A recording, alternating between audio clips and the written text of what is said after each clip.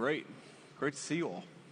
I think the last time I was in here was the night before the inauguration. We had a dinner in here, and it was so tightly packed that you actually couldn't get up to go to the bathroom or get, request an additional glass of water. That's how tightly packed we were in here.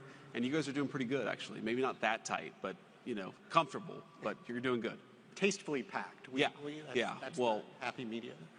Before you say whatever introductory thing you were going to say, I'm sure Orrin has a spiel. Orrin always has a spiel, but I just want to say thanks to Secretary Rubio for the very kind words of introduction. So, Marco, I was very fond of him as a Senate colleague, but you learn a lot about somebody when you see them actually operate behind the scenes. And Marco is, if anything, more impressive privately than he is publicly, which is very hard to do. But he's very thoughtful. He actually listens, which is a rare skill in politics. We're very good at talking.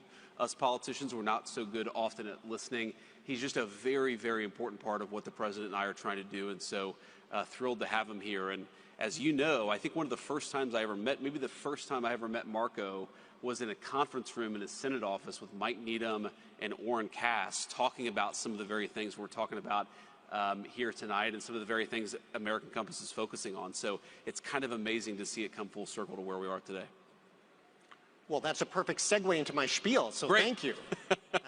I had a few different spiels we could start with, but this is a good one.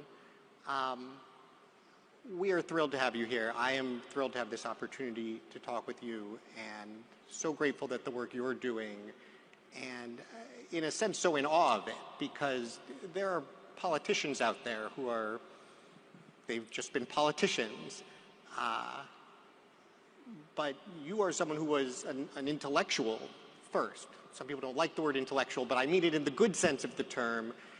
You were writing for National Review. You were at the bar late at night arguing about and helping shape these ideas that you are now. I come here for free and you insult me and you call me an intellectual. Remind me that I wrote for National Review. What an asshole this guy is. That's fair. I will admit that I too wrote for National Review. But as I said in my introductory remarks earlier, I have no higher compliment than this guy likes to argue. So that is, it's a wonderful thing, and I think it really distinguishes you as someone who not just cares about and believes in these ideas, but has formed them. Sure. And so, I wanted to ask you a little bit about some of the substance of what's going on in a few of these topics, but also ask a little bit about sort of how your thinking has gotten here and how being in the role you're in now affects that, and what people who are not in that role need to understand to do it well. And so let's start here on the substance, though, because obviously trade is in the news from time to time.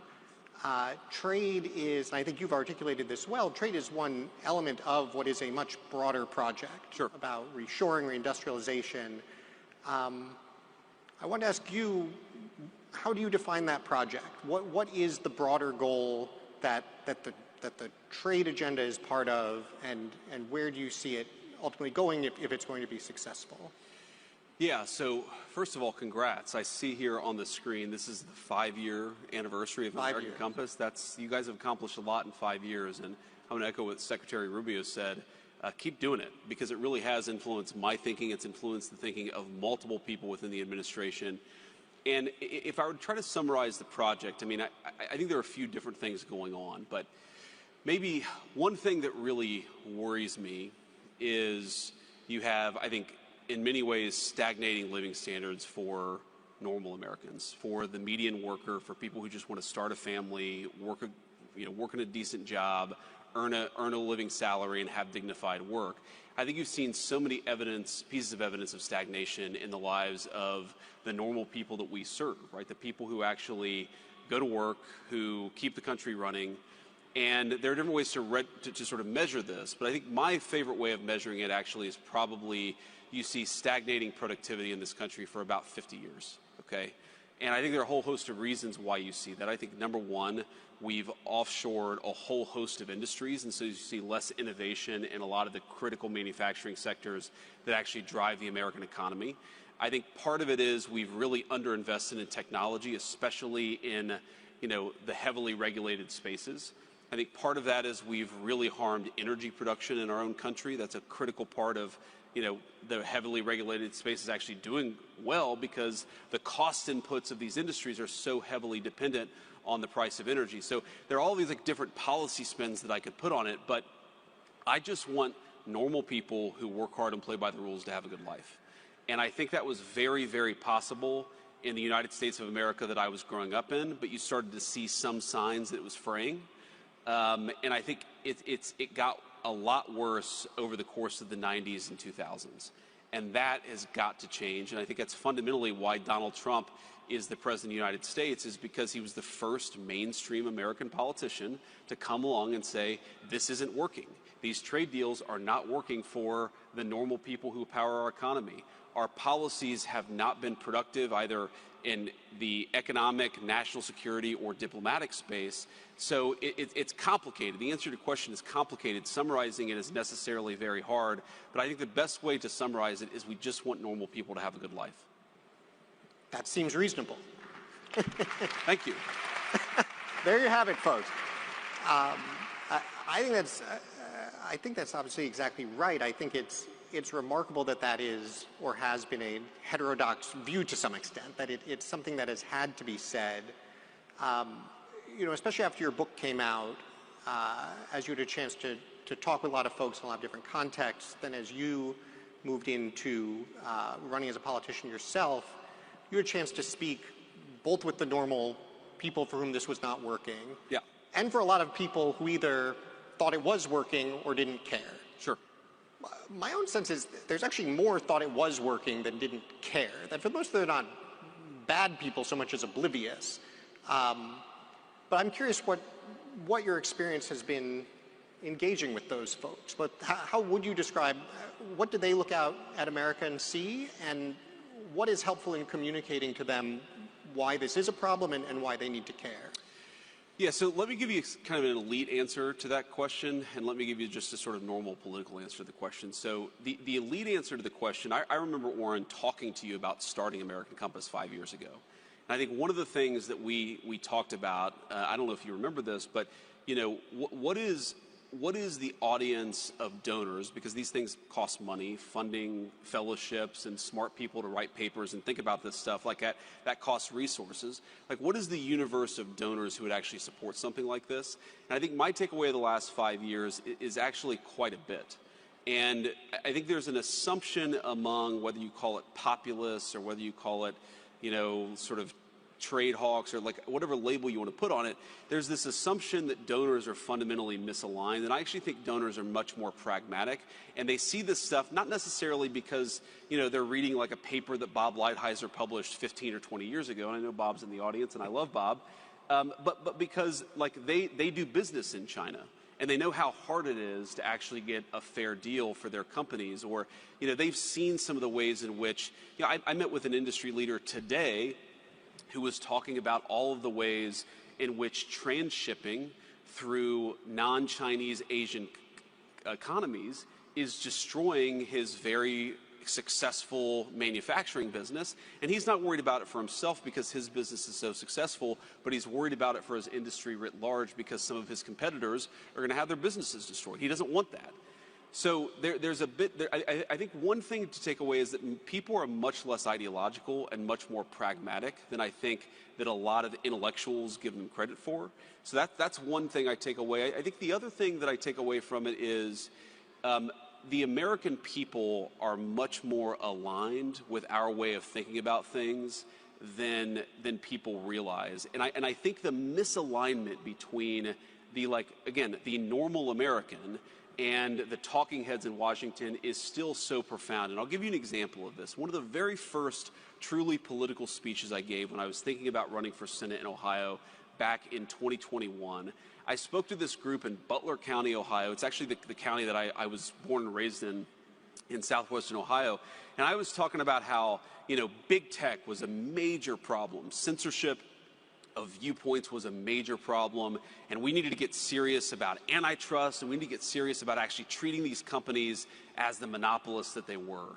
And a person came up to me afterwards and they said, oh, I really liked what you said, but I didn't agree with what you said on big tech. And I sort of assumed that I was about to, sort of hear a kind of libertarian argument from the pages of the National Review. And what the guy said is, I don't think that we should break these companies up. I think we should throw all of their executives in prison. And I was like, oh.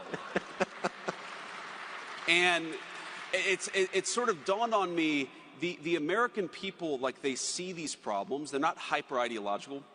They're not reading, like, conservative intellectual periodicals because they have day jobs and families to take care of, but they're much, much wiser about these things than intellectuals give them credit for. And I take a lot of inspiration for that, but I also take a lot of willingness to kind of test the outer limits, because most of our fellow Americans, they're not nearly as dumb as Washington, D.C. assumes that they are.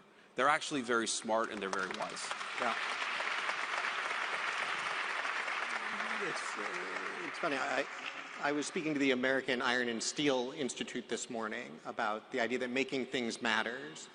And I was sharing a similar story because we've done survey research on, okay, do you think manufacturing matters or not? Yeah. Overwhelmingly, people say yes. Yes. Sure.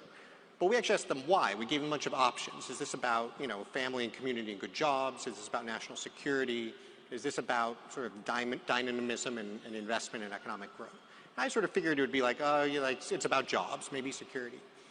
And Americans actually picked dynamism and growth as, by a significant margin, that was their top reason they cared. And that was across political groups. That was across classes, less educated, more educated, high income, low income. And exactly to your point, I think it's just something we don't give people enough credit for. I mean, not only are they quite wise in this respect, they are so much wiser than the economists who got this exactly wrong for so long. I was struck by the speech that you gave at the American Dynamism Conference, which I think touched on a lot of this, because you focused on what is on one hand a real challenge in the new conservative coalition, where on one hand you have the working class, you have labor, on the other hand you have technologists, folks who are very focused on innovation. And I think you made what is such a critical point, which is that these are not necessarily in conflict. Ultimately, success is defined by the extent to which we synthesize these things. Yes. I think conceptually, in my mind, that's absolutely right. In practice, that can still be hard. I think there are a lot of places where you still see these collisions. Where do you see the biggest opportunity to actually bring these folks together, to actually build on that idea and show that, no, in fact, you do have the same interests. There is a real opportunity to move forward here? Well, I think that it's interesting you mentioned the American Dynamism speech, because I do think that's actually where the synthesis is, right? That if you believe in growth and you believe that, to have any opportunity to make people's lives better, you actually need sustained GDP growth, then you actually need to have the kind of industries that can support broad-based technological innovation. And so I think that really is the combination. Like, why do I care so much about manufacturing? And why do I care so much about the kind of educational institutions we have to support those industries? It's because, yes, I care about workers and I care about their wages, but I do very much care about innovation, and I don't think you can have one without the other, right? So the classic way of talking about this is to say, well, if you open up an iPhone and you look at the box, it will say designed in Cupertino, California, right? And of course, the implication is that it's manufactured in Shenzhen. In reality, it's not necessarily even designed in Cupertino, California anymore. It's increasingly designed in the place that's manufacturing it. This idea that we can separate the making of things from the innovating of things is, I think, totally farcical. You see this in pharmaceuticals in particular, where I think the countries that are really good at manufacturing pharmaceuticals, especially like the next-gen biologics and large molecule pharmaceuticals, those guys are increasingly really, really good at innovating in pharmaceuticals too. And, one way this has come up in our work in the White House, and I won't get into sort of too many of the hair details, but, we've been thinking about how to solve a particular problem, meaning a particular kind of product that right now we have access to, but we're starting to ask ourselves these questions about, like, well, what happens if the country that we're trading with completely cut off access to this stuff? And so we're thinking a lot about the supply chain, about how brittle our supply chains are. And by the way, one thing that is shocking about the prior government, about the government we inherited the White House from, is if I, on January the 21st, in fact, I did ask this question, where are the biggest deficiencies in our supply chains? What are the 100 products that we're completely reliant on some other entity to make for us? Where are they made, and how hard would it be to onshore that manufacturing? I asked that explicit question, and the answer was, we don't know. Nobody in the prior government had actually asked these very fundamental questions. And so what is so crazy about the hyper-globalized era is that you had these basic questions about the brittleness of our supply chains that were completely uninvestigated by the very people who supported globalizing those supply chains. We were actually governed by complete morons, and we didn't even realize it until the Trump administration started to get underneath the hood of our government. But to take it back to sort of the point that I was trying to make. Okay, if you want to onshore this one piece of the supply chain, what kind of talent would you need in the labor force to make that possible? And I started talking to venture capitalists and technologists and people who run sort of industries in this space. And what kept on coming back is, okay, yes, there's a tariff question, there's a revenue guarantee question, there's a capital question. How do you actually form the capital? How do you get the capital goods necessary to make the stuff that you're going to have to make? But the thing that everybody kept on coming back to is we don't even have the people who are skilled in this particular trade anymore because we've so offshored it. And, you realize the point about trade policy, all of this stuff is connected. But when you atrophy critical skills in the economy, it's not easy just to flip that switch back on. And I think that was the way in which the advocates of globalization were the most wrong, is they allowed the best skilled trades workforce in the history of the world to become a little bit atrophied. And I think we're still very good. Like, we actually have a pretty strong foundation from which to build, but we're actually not as good as we were 30 years ago. And the basic question of skilled craftsmen who are able to do a whole host of different things very rapidly. That's one of the things that we have to fix in order for us to accomplish the things that we need to accomplish. The president's very focused on that, but it drives home, how much of a national emergency we're in, that we've lost critical skills, and we weren't even aware that we had lost those skills until a few months ago. Yeah. And of course, the part that drives me nuts about it is the same people who said it does not matter where things get made. Yes. It does not matter if all this goes overseas. Now it's overseas, you say, like, well, why can't we bring it back? And they say, oh, well, because we lost all the expertise. The expertise is super important. And yeah. You want to, right. Somewhere you wonder, like, do they even, like, are they trying to lose? It's rough. I think it's very hard for them to realize that the sum of their work, and a lot of these people are good people, a lot of them are well-intentioned, it's very hard, and I saw this in the United States Senate, to look back on a 30, 40, or 50-year career and say, the very thing that I tried to do, I accomplished the opposite, right? It takes a special person to be able to actually change and pivot and accept new information. And unfortunately, we just don't have a lot of those people in the leadership class of the country. The way in which this is most absurd is the people who are most pro-globalization, the people who are most indifferent to whether a given part of the supply chain existed here or China or Russia or somewhere else, those are very often the same people who want us to fight wars all over the world with munitions that are increasingly made by the very people that we offshored our supply chains to. And the fact that, I saw this in the Senate, the fact that you would have people say, we should send an unlimited number of munitions to this conflict, even though we don't make those munitions in the United States of America anymore, the complete disconnect between their views on foreign policy and economic policy made me realize again that we're governed by people who aren't up to the job.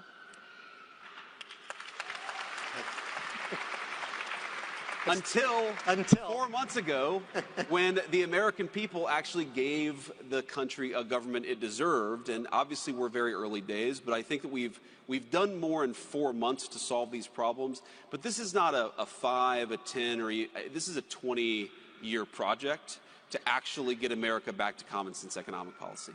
Well, thank you. That was a real downer for a moment. I appreciate you brought the mood back up. This is very helpful. let's talk about the workforce piece and education, because you mentioned education system, which at this point, interestingly, means almost two different things. Yes. There's what is going on with universities, and there's what is going on with how we would actually train people in these kinds of skills that we need, that would be good jobs. I guess it's a two-part question. On the university side, do you see what's going on there as mostly sort of just a sideshow minimizes it? It's incredibly important, but it is unrelated to the question of how we actually reskill correctly? Or do you think these two things fit together somehow, that we need to get the universities more engaged in this process and also have other ways to do it? I think of it as extremely connected, though it's not necessarily obvious at the surface level. I mean, first of all, I never expect Harvard or Yale or, you know, the Ohio States of the world. They're not primarily going to be doing skilled craftsman training, okay? Some of the state schools, you might see that, but really this is going to be something that happens with particular, you know, unions are going to have a big role in this, community colleges are going to have a big role in this, industry is going to have a big role in this. I don't think the skilled crafts are going to be brought back by the 4-year-plus university. That's just not their role. But what the 4-year-plus university, one of the most important things that it does, obviously it trains hopefully very smart people, but it produces really the ground level of the innovation that the economy is going to run on for the next 10 or 15, 20 years. Okay, so if I want people in Indiana to be manufacturing the next generation pharmaceuticals, those pharmaceuticals have to get developed in the first place. And for them to get developed in the first place, I need places like Harvard to be doing really groundbreaking biomedical research. What I don't need out of Harvard is for the science to be so broken that 80% of the biology papers produced don't actually replicate.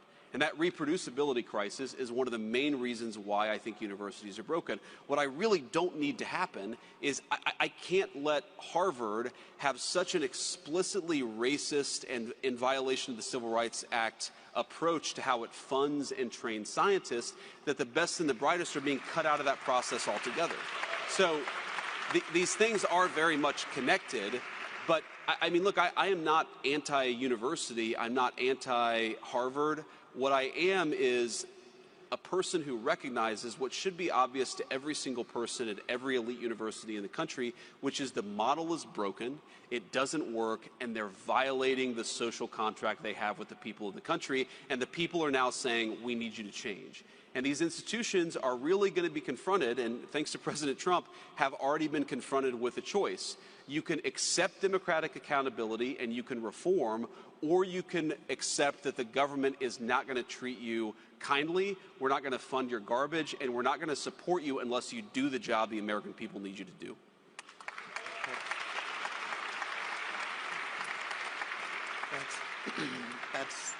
That is very well said.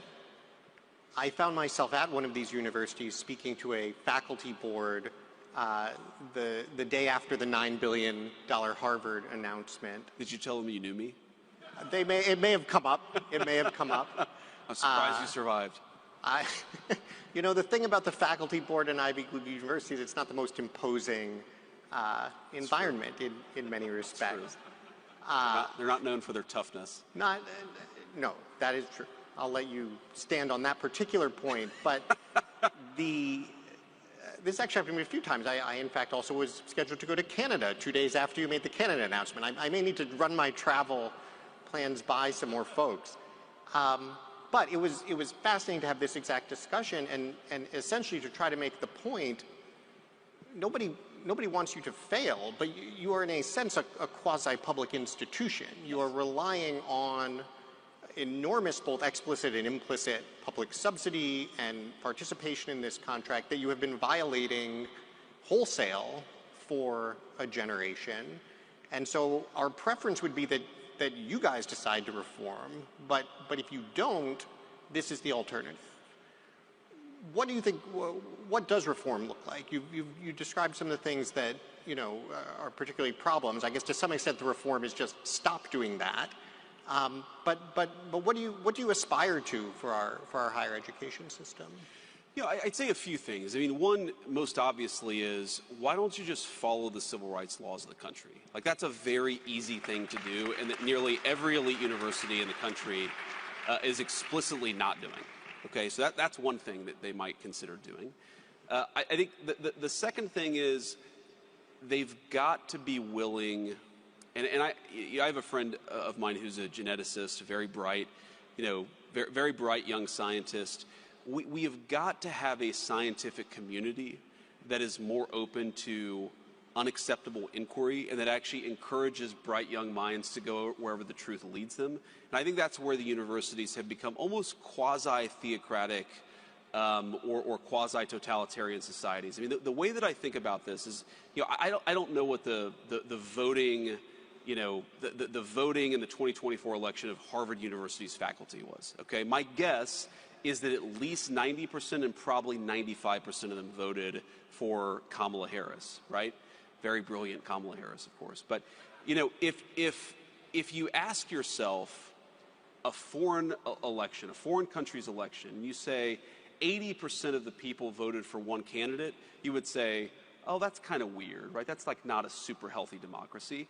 If you said, oh, 95% of people voted for one party's candidate, you would say that's North Korea. Right, that's totalitarian. That is impossible in a true place of free exchange for that to happen. And so I think the ideological diversity of these universities has to get much better.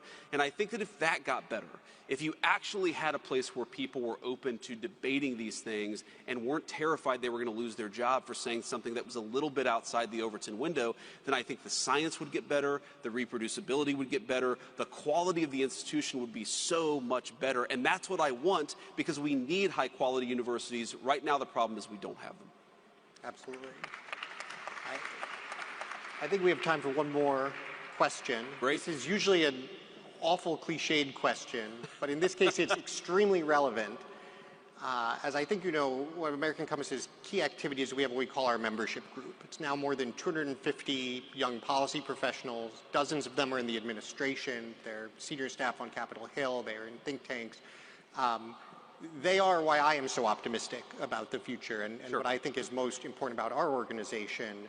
And so it is not at all a cliche to ask, what is the advice you would give to younger people, admittedly not that much younger, who are deeply engaged in bringing about this kind of change? What do you need? What should they be doing more of? What are the things that maybe no one's doing because it's just not as much fun, but it's incredibly important? What are the things that never occurred to you needed to be done until you got to where you are now that you would like to assign to them all before you leave? So I've reached this stage of my career, I guess, where I'm now the old guy. You are the old guy. To offer advice to all of you. Again, you started out by calling me an intellectual, and your final question is effectively, hey, old man, give advice to all of these young people here. But let me say a couple of things. So first of all, I think that you guys should go forth with a lot of confidence, because the conversations that are happening in this room and amongst all of you are far more interesting and far more influential in the policy conversation than almost anything else that's happening in Washington, D.C. There was a time in my life when I was incredibly, I didn't like to talk about trade policy because I didn't have a PhD in economics. Well, it turns out that a lot of the people who had PhDs in economics were flagrantly wrong, and they were given... Would you like to be the chief economist at American Compass? I already have a job, man. We can do an honorary one. It turns out the title... Ask Marco Rubio. He's got like 5 jobs. Maybe he'll take on a 6th. But I think that there is still, among especially well-educated D.C. conservative types, there is still this sort of apprehensiveness about, well, I don't have this credential, so should I not opine on this topic? And I think that in reality, you've got to realize that the people who grant these credentials have been gatekeepers, and their ideas and their entire work in Washington has served to make the people that they should be serving poorer and less happy, has reduced their life expectancy, and has made the national security of the country weaker. Ignore those people. They don't matter, and you have to beat them and not worry so much about what they think. That's one piece of advice. I mean, this is to me the fundamental thing about our country. Right? There's so much good in it. There's so much brilliance in it. We still have the best science and technology in the world. There's so much that I'm optimistic about. The thing that really worries the hell out of me is that you have people in Washington who have been calling the shots for 40 years, and the life expectancy of their country has dropped. And if that doesn't cause you to look in the mirror and say, maybe I should be doing something different, then there's something fundamentally wrong with you. And so I've given up hope that we can persuade most of the think tank intellectuals of Washington, D.C. to change. We can't change them. What we can do is replace them with all of you, and that's exactly what we aim to do. That's number one. The second piece of advice that I'd give is, look where we are, right? This is a beautiful, beautiful place. Again, the last time that I was here, I was about to be inaugurated as the 50th Vice President of the United States, like literally the next day. Like, this is a very cool place to get to spend an evening. I'm sure the food is great. I'm sure the company is even better. But try to remember that all of this, you know, the job that I have, the white papers that you write, the work that you do, it is all in the service of making normal people have a better life. And so try to find opportunities to actually get out there and see the effects of what you're doing has on the American population. Try to get out there and get to know your fellow Americans. Try to not be the problem with the generation of DC intellectual that was so broken is they were so cloistered, they had no idea that they were about to get hit by a freight train. Don't ever be those people. Learn the lessons. I think one of the lessons you have to learn is be more open and be more willing to sort of test the Overton window. A lesson is that you've got to have conversations with everybody and not like try to cloister yourself off from everything that's happening intellectually in this town. But I think the most important lesson is to get out there and know the country that you serve. And every single one of you in some form or another are serving this country that all of us love so much. I think that if you actually get out there, it will give you an incredible optimism and hope for the country, but it will also, most importantly, give you an incredible sense of duty. You all are lucky to be here. You're lucky to have the influence on this country that you do. So get out there and do your duty with optimism and hope and a recognition that you're lucky to get to have the life that you do. Use that life to serve the people that all of us love so much. Thank you, guys. Thank you, sir.